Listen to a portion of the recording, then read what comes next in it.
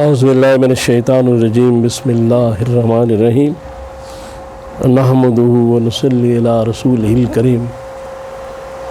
انتہائی قابل احترام سامعین و حاضرین، مجھ سے اچھے لوگوں، السلام علیکم ورحمۃ اللہ وبرکاتہ۔ درود پاک پڑھ لیں۔ اللہم صلی علی محمد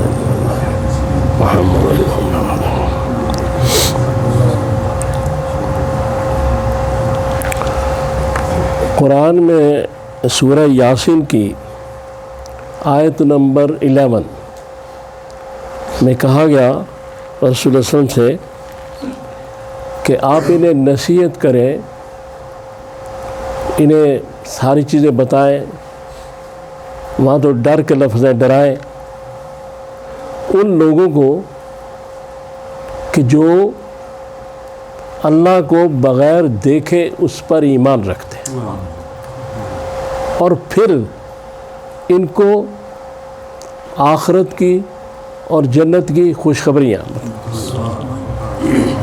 مغفرت کی، یہ مفہوم ہے اس آیت کا۔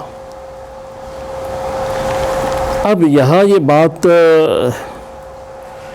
بڑی سمجھنے والی ہے کہ چونکہ سورہ بقرہ کی ابتدائی آیات میں بھی کہا گیا لا ریب کے بعد کہ اس کتاب میں شک نہ کرنا، ھدی للمتقین، کہ یہ اللہ سے ڈرنے والوں کے لیے ہدایت ہے۔ اور پھر الذین یؤمنون بالغیب، کہ جو بغیر دیکھے اس کو اسی طرح مان رہے ہیں جیسے وہ حاضر ناظر ہے، ہمارے سامنے ہے، ہمیں دیکھ رہا ہے۔ یعنی اصل میں ڈرنے کا مقصد ہے کہ اللہ کے احکام کی پابندی، اس کے ارشادات کی پابندی اس طرح کہ جیسے وہ ہمیں دیکھ رہا ہے، ہمارے سامنے ہے، ہمارے پیچھے دائیں بائیں ہر جگہ موجود ہے، لہذا اس کی حکم عدولی نہ ہو، یہ ڈر ہے۔ اور یہ ڈر ہے اس کی محبت کا،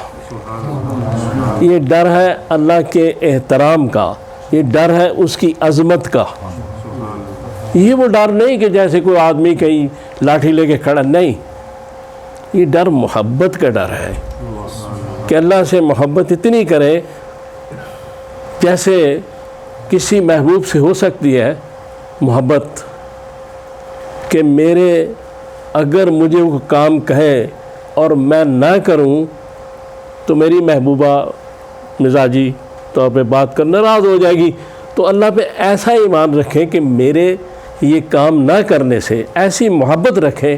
اللہ تعالیٰ ناراض نہ ہو جائے، وہ تو میری محبوب ترین ہستی ہے۔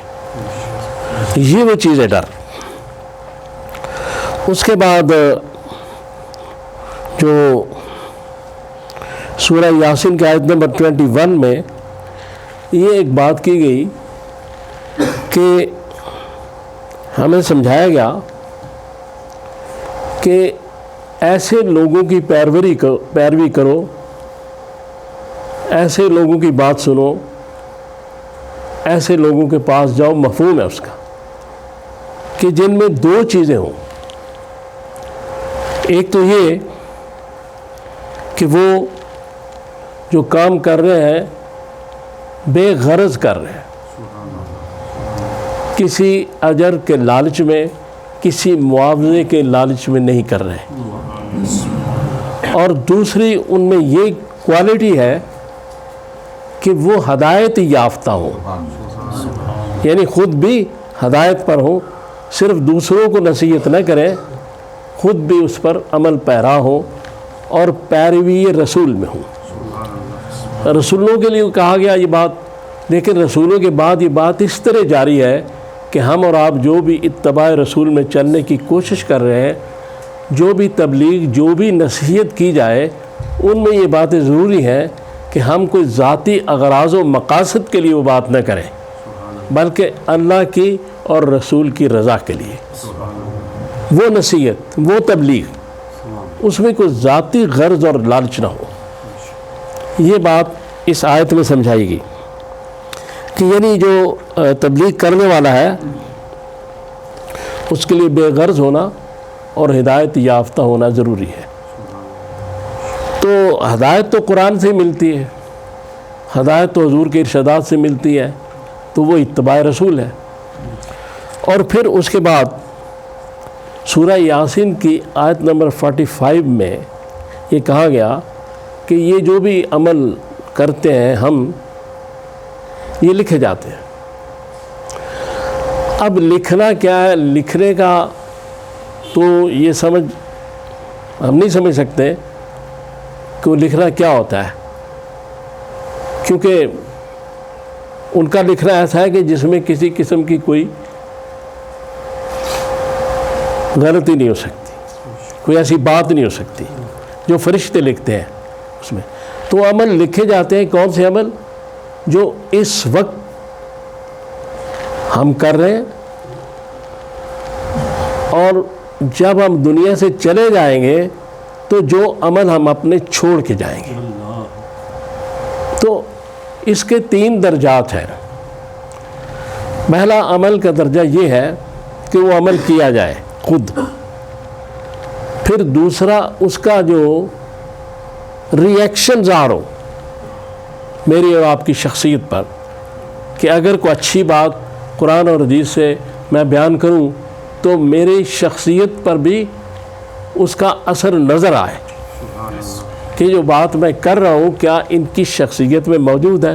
یا اثر انداز ہے، اس عمل کا دوسرا حصہ۔ اور تیسرا وہ جو چھوڑ کے عمل جانا ہے۔ تو عمل 2 قسم کے آدمی چھوڑ کے جاتا ہے۔ ایک تو یہ ہے کہ کسی نے کوئی کنواں کھدا دیا، کسی نے درخت لگا دیا، کسی نے ہاسپٹل بنا دیا، وہ جب تک قائم رہے گا، اگر وہ مسلمان ہے تو آگے بھی اس کو کچھ ملے گا، اور یہاں بھی آخری سانس تک اس کا اجر اس کو ملتا رہے گا۔ اور غیر مسلم ہے تو دنیا میں، لیکن اگر مسلمان ہے تو آخرت میں بھی اس کا اجر جو ہے اس نیک کام کا ملے گا جو عمل نیک کر کے چھوڑ گیا۔ اور اس کے بعد جو برا عمل کر کے چھوڑے گا، مثلاً کسی نے کوئی ایسا نشہ ایجاد کر دیا یا ایسی چیز جو شخصیت کو بھی تباہ کر دے، انسانیت کو تباہ کر دے، یا ایسا لٹریچر بنا دیا یا ایسی چیزیں بنائی گئیں جن سے اخلاقیات انسانی پر اثر ہو، تو وہ جتنے بھی گناہ ہیں ان لوگوں کے جو پیچھے کریں گے وہ بھی اس کے کھاتے میں جائیں گے، اور یہ گناہ بھی اسی کے کھاتے میں ہوگا۔ یہ وہ عمل جو آگے اور پیچھے، یہ اس کی بات میں کر رہا ہوں۔ اب ایک اور چیز بڑی اہم ہے، وہ یہ ہے کہ تبلیغ جو ہے وہ رسولوں نے کی، قرآن میں اس کا ذکر بھی ہے، اور روایات میں کئی رسولوں کو شہید کر دیا گیا، برے برے ناموں سے پکارا جاتا تھا انبیاء کرام کو جو بدبخت لوگ تھے، اور اس کے باوجود وہ غصے میں نہیں آتے تھے۔ وہ ایسے مبلغ تھے رسول اور نبی کہ غصے میں نہیں آتے تھے، جواب میں ایک جملہ کہتے تھے۔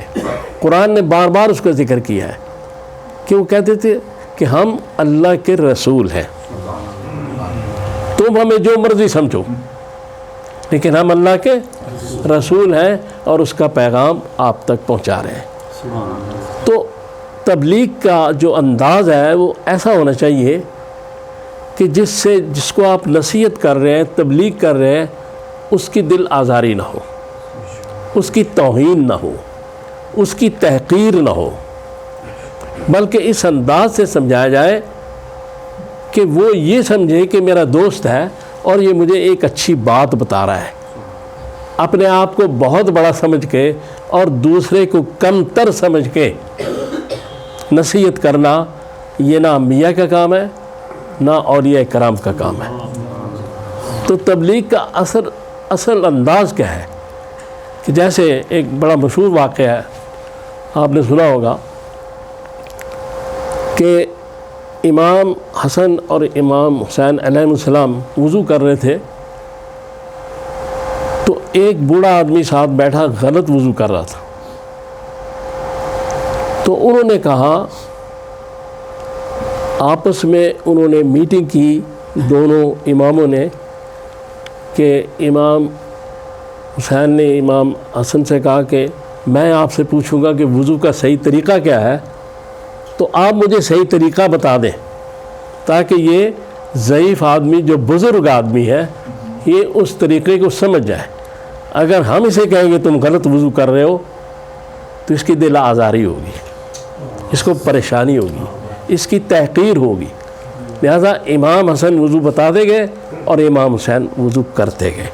اور وہ جو بزرگ تھے انہوں نے اپنی اصلاح کر لی۔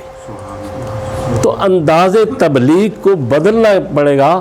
تاکہ اس کے اثرات نظر آئیں۔